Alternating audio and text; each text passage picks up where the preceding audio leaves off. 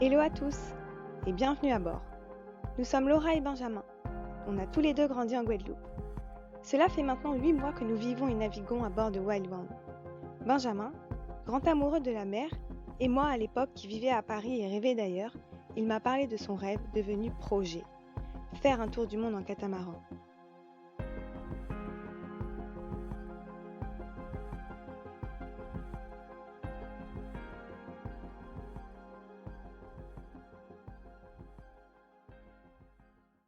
Donc, après une matinée d'apprentissage, un premier essai abordé parce que fait un premier essai sur un vieux cordage qui s'est déconseillé parce que la fibre a pris du soleil, donc elle est cassante et plus élastique. Un premier essai qui était concluant au début sur la nouvelle drisse de GV, mais qui au final n'a pas réussi. Donc ça c'est le premier essai avec la fibre qui est cassée. Deuxième essai, nouvelle drisse de GV en Dynéma, où impossible de faire rentrer ça dans Yen. Une petite heure ou deux de visionnage de forums et de vidéos. Tadam! Non sans mal, non sans peine. Cloque. Main déboîtée. Mais première épisode pour la nouvelle drisse de GV. Bravo! On point. Ok. Yes. Pendant ce temps-là, Madidich qui nous fait notre petit tableau, liste de médicaments que nous avons et autre liste de médicaments que nous devons prendre, car tu as appelé le CHU de Toulouse. Très très réactif. Très rassurant. Ils ont une section qui est spécialisée dans les soins à distance par téléphone, spécialement pour les marins qui sont en pleine mer. Et du coup, l'important c'est de les appeler avant de partir, comme ça on fait le topo de ce qu'ils pensent qu'on devrait avoir sur le bateau, et on leur dit exactement ce qu'on a, ce qu'on n'a pas, et comme ça ils savent, et quand on les appelle en cas de problème, ils ont notre dossier, et ils peuvent nous dire, bon bah si t'as ça, tu utilises ça, comme ci, comme ça. C'est bien ça? C'est exactement ça. Non! Je quitte Wild One et mon amoureux. Tu vas être sage? Tu vas manger?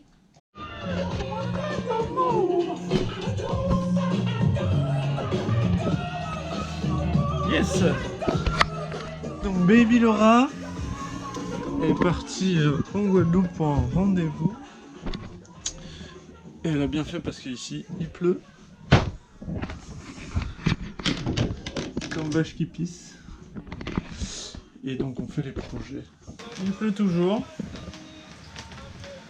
Et autre projet, faire le vidange d'huile des moteurs. Donc, là j'ai ma pompe à huile avec l'huile 15W40, viscosité truc mûche. Et le tube qu'il faut rentrer tout au fond, pomper. J'ai fait tourner le moteur 2 minutes pour faire chauffer un peu l'huile pour qu'elle soit plus fluide à aspirer. Et là, on va faire la vidange. Parce que j'ai pas allumé assez parce que c'est quand même un peu dur. Enfin pas dur, mais bon, ça prend son petit temps quoi. Donc j'ai ma petite pompe sous pression là, l'huile qui monte.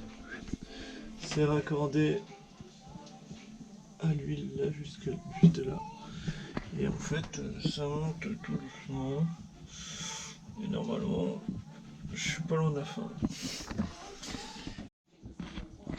Donc vidange quasiment fini. Il faut juste que je remette de l'huile. Et là, je vais me lancer dans un truc parce que il faut nettoyer cette cale moteur. Même là, ça nettoyer ici. Comme ça, après, je pourrais prendre des photos de la cale propre et voir par exemple les pièces, la corrosion des pièces, l'avancée. J'aurai mes photos de référence pour après. Donc je vais voir, il faut que j'aille m'acheter du nettoyant frein pour enlever tout le gras et la graisse. Et ensuite huile de coude. Je suis de retour!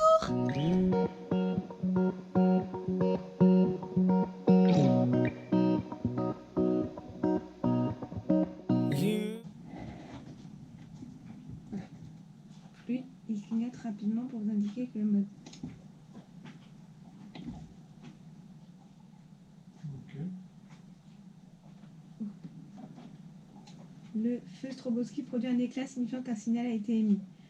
Le voyant LED passe ensuite au vert. Ouais, ça peut bien. Ah ouais. Vert pour indiquer que le test est au complet. Ou rouge en cas d'échec. Ensuite, la balise s'éteint automatiquement. Bon, et bien voilà. Autre projet concernant la sécurité, les amis. Ça sent bon par ici. Donc en fait, il y avait cette espèce de morceau de plexi qui ne sert à rien du tout et qui est surtout méga dangereux, qui est très mal coupé. Donc nous le virons et et nous mettons le taux. Mettrons, oh là là, je galère hein. Et nous mettrons le taux. Voilà. Je sais pas pourquoi tu parles au futur compliqué. Nous allons mettre. Ok. That bed you made, you must lay in it. Lost in a fruitless cause, false hope was all you brought. Oh, when the answers didn't seem so far. Bon, on passe à l'étape montée au mât plusieurs fois d'affilée. Je voulais tout faire en one shot, mais ça va être compliqué. Là, d'abord, on va changer le projecteur qui est là, le noir là. On commence par le plus bas, par des jolis projecteurs en LED. Ça c'est halogène, donc ça consomme beaucoup, ça consomme 4 ampères je crois. Ça va consommer, ça c'est du 18 watts en 12 volts, donc ça consomme 1 ampère. Ce sont des LED. Ce sont des LED, ouais. Alors que là c'est halogène. Donc ça, et je vais juste changer le fil. J'ai déjà fait la connexion pour faire passer le nouveau fil, et l'autre fil était oxydé, il était noir, du coup ça fait perdre du voltage, du coup ça fait perdre de l'électricité dans le fil, dans la nature. Donc voilà, pourquoi changer le fil. Ok. Where do you go when it gets dark? Where do you go when the lights turn on? I put on this. Oh ouais.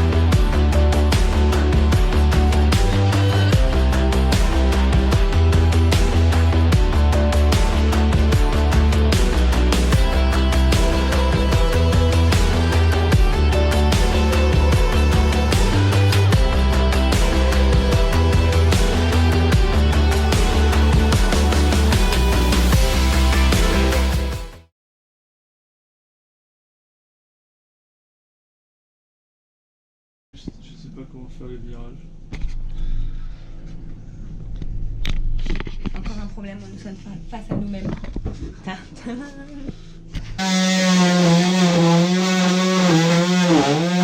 Donc c'est là où tu vois que des fois les bateaux, t'as des gens ils font des trucs intelligents et d'autres des fois tu te poses la question quel a été le chemin pour en arriver jusque là. Que ce soit aussi merdique, je tiens à préciser. Donc ça c'est notre très chère sortie pour la pompe de la douche et de l'évier. Donc il y a une pompe et ça sort là. Donc déjà, taille du passe-coque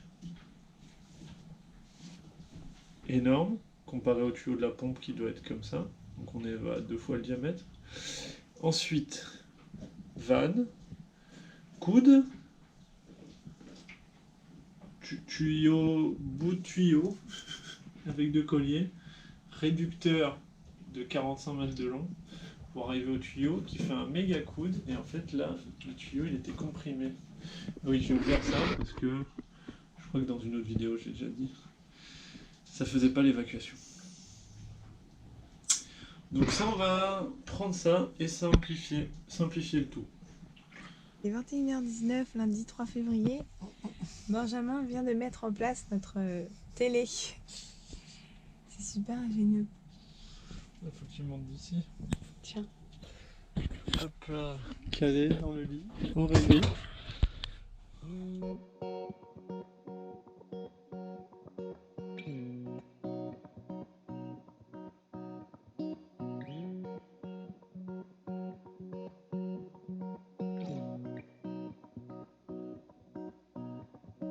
You lit your cigarette. Oh, how quickly we all forget that bed you made. You must let. Mercredi 5 février et nous partons en Guadeloupe. Mais c'est une surprise. Donc là, nous avons hiverné. C'est pas hiverné en fait. C'est Alors c'est les membranes du désalinisateur d'eau parce que l'eau de mer pourrit.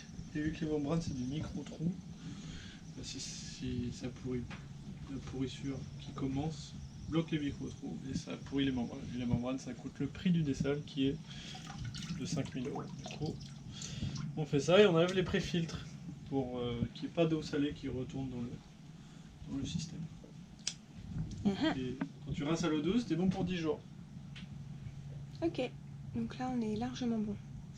Par 4 jours. Voilà, il fait beau.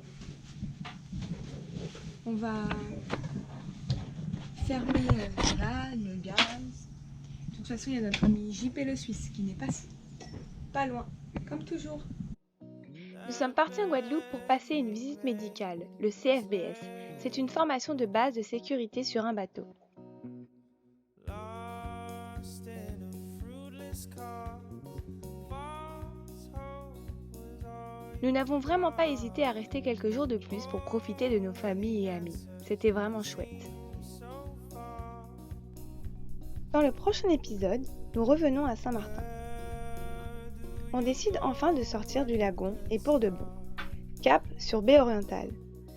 Ce jour-là, il y avait beaucoup de vent et de houle. À l'entrée de la baie, il y a énormément de hauts fonds. C'était super stressant sur le moment. On vous remercie d'avoir regardé nos vidéos. À bientôt!